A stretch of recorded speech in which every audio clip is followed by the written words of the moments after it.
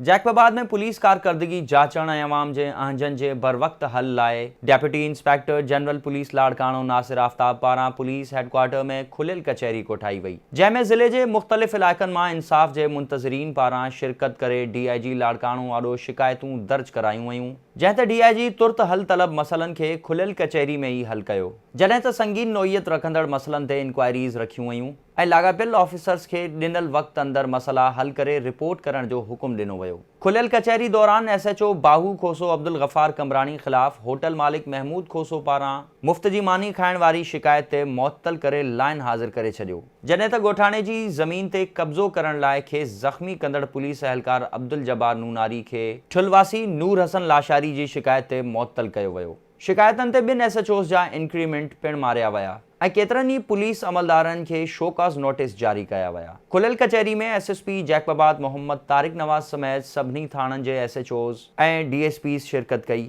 8 महीना अॻु कारें तां क़तल थियल मक़तूला रूबीना जे पीउ मेहरुल्ला पारां क़ातिलनि खे गिरफ़्तार न करण जी शिकायत ते B सेक्शन थाणे जे SHO रज़ा मोहम्मद खोसो जो 1 साल जो इंक्रीमेंट ख़त्म कयो वियो, जॾहिं त पोरियत मोहम्मद वारिस पेचूहो पारां 2 महीना अॻु चोरी थियल चिंची वापसि न थियण वारी शिकायत ते SHO एयरपोर्ट जो 1 साल जो इंक्रीमेंट ख़त्म करण जो हुकुम ॾेई छॾियो। चन्नापाड़े जे अली हसन रिंद पुलिस अहलकार जी जॻह ते कब्ज़े 4 महीना अॻु ठुल में क़तल थियल ASI अब्दुल रज़ाक गोलो जी घरवारी पारां क़ातिल गिरफ़्तार न थियण ऐं पघार न मिलण जी शिकायत कई। शहरिन मोहम्मद अली लगारी, शंकरलाल, नजीबुल्लाह ऐं ॿियनि मोटरसाइकिल चोरी जी शिकायत कई। शहीद अहलकार बच्चल जी ज़ाल हाकिम ज़ादी पुट खे सन कोटा तहत नौकरी न मिलण जी शिकायत कई। ठुल वासण नवीदा सरकी शिकायत कई त मुड़ुस माज़ूर आहे, ॾेर घर ख़ाली करण लाइ धमकाए रहियो आहे। मुरीद लाशारी बिरादरी जे माण्हुनि मथां ज़मीन ते कब्ज़ो करण, रहमतुल्लाह खोसो पारां सिटी थाणे जे मुंशी ते ज़मीन ते कब्ज़ो करण जी शिकायत कई वई। इन मौक़े ते DIG लाड़काणो नासिर आफ्ताब चयो त अवाम जी जान ऐं माल जी हिफ़ाज़त करण पुलिस जी ज़िम्मेवारी आहे। अवाम सां नाजाइज़ी कंहिं बि सूरत में बर्दाश्त न कई वेंदी। खुलियल कचहरी में ईंदड़ शहरिन जैकब न्यूज़ सां वीचार वंडींदे चयो त जी जेका खुली कचहरी थी रही है, DIG साहब जेके एफर्ट्स वरिता आहिनि पुलिस जे ख़िलाफ़ जेका क्राइम वधी रही आहे, असां उन में तमामु मुतमइन आहियूं। बहरहाल अञा घणो कमु करण जी ज़रूरत आहे, छो जो असां हिकिड़े क़बाइली इलाइक़े में रहूं था। क़बाइली जहिड़ा असांजे इलाइक़े में हलंदा आहिनि, जीअं त ॻड़ीखेरे में ओढा जखराणी ऐं जखराणी जमाली, उन क़बाइली जहिड़नि जे आड़ में क्रिमिनल्स एक्टिविटीज़ ज़्यादा थियनि था, ॾोहारी क़िस्म जा माण्हू अचनि था, उन शइ खे ख़तमु थियणु खपे त बहितर आहे। अदा आहे, ॾाढी सुठी ॻाल्हि आहे। पंहिंजो DIG साहब हिते आया आहिनि, नासिर आफ्ताब साहब, ऐं हिन सां जेके पुलिस जूं ज़्यादतियूं आहिनि माशरे में, जेके पंहिंजो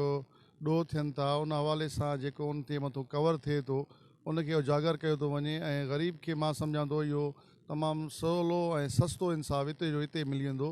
बजाए जो हू जेको आहे त पंहिंजो थाणनि जा चकर काटे पंहिंजो ॿियनि माण्हुनि खे मिनथूं करे। ऐं हीअ हक़ीक़त में थियणु त ईअं खपंदो आहे त हर महीने हर ज़िले में SSP साहब पाण उहो खुली कचहरी करे, SSP साहब, त उन में इहो थींदो त जेके थाणे जा खोड़ सारियूं अहिड़ियूं ॻाल्हियूं जेके माण्हू थाणे ते पुॼी नथो सघे, जेके माण्हुनि खे कोई ॿुधण वारो न आहे, उन्हनि माण्हुनि खे थाणे ते गेट कोई मोटाए छॾींदा त भाउ तव्हां हलो। त अहिड़े माण्हुनि खे जेके बेपोच माण्हू आहिनि, जंहिंजे के इंसाफ़ जी सख़्तु तलब आहे, उन्हनि खे हिते ई फौरी थिए थो, इंसाफ़ मिले थो। ॿियो हिकिड़ी शइ सुठी मूं ॾिठी पंहिंजो DIG लाड़काणा में, त हू जेको आहे त पंहिंजो कंहिंजी फेवर नथो करे, मतिलबु उहो सम्झे थो, समझदार आहे, सम्झे थो ऐं मेरिट ते जेको आहे न इंस्ट्रक्शन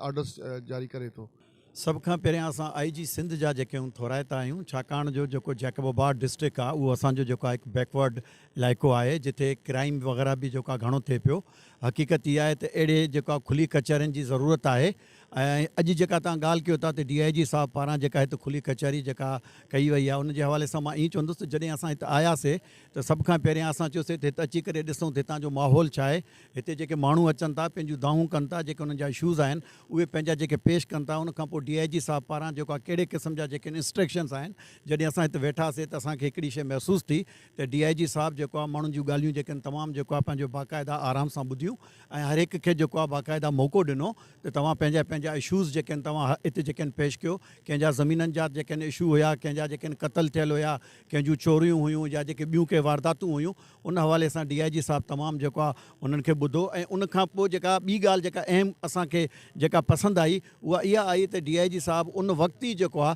पंहिंजा जेके आहिनि अहकामात जारी कया, कंहिंखे जेको आहे सस्पेंड कयो, कंहिंजी जेका 1 साल जे लाइ सर्विस जे हवाले सां उनखे पनिशमेंट ॾिनी, या इन खां अलावा जेके आहिनि कंहिंखे उन जेको आहे इते ई जेको आहे उन वक़्तु ई जेको आहे पंहिंजो डिसमिस कयो। त इन्हनि शयुनि मां लॻे थो त DIG साहब जी जेका अॼु जी ही जेका खुली कचहरी आहे उन सां जैकबाबाद जे जेका डिस्ट्रिक्ट सां तालुक़ु रखंदड़ असांजी जेका आवाम आहे, जेका हिते इन उमेद सां आई त असां हिते ईंदासीं ऐं असांजी वहर थींदी, सार लधी वेंदी। मां सम्झां थो DIG साहब उन्हनि जा नोटिस वरिता आहिनि ऐं इहा बि उमेद रखूं था त DIG साहब जन ऑफिसर्स खे पंहिंजो जंहिंमें DSPs आहिनि, SHOs आहिनि, या असांजा ऑनरेबल SSP जैकबाबाद आहिनि, उन्हनि खे जेके आहिनि इंक्वायरियूं ॾिनियूं आहिनि। मूंखे उमेद आहे त हू बि जेके आहिनि मेरिट ते जेको आहे पंहिंजो इंक्वायरियूं करे जेके आहिनि उन्हनि सभिनीनि माण्हुनि सां जेके दरख़्वास्त गुज़ार आहिनि उन्हनि सां इंसाफ़ कंदा। खुलियल कचहरी दौरान केतिरनि ई माण्हुनि जा मसइला हल थिया, किन जूं शिकायतूं बरक़रार रहियूं त वरी के पुलिस खां ख़ुशि नज़र आया। खुलियल कचहरी में सरदार जुल्फ़कार सर्की, चैम्बर ऑफ कॉमर्स जे अहमद अली बिरोही, हाजी गुलाम नबी रिंद, सैयद एजाज़ अली शाह,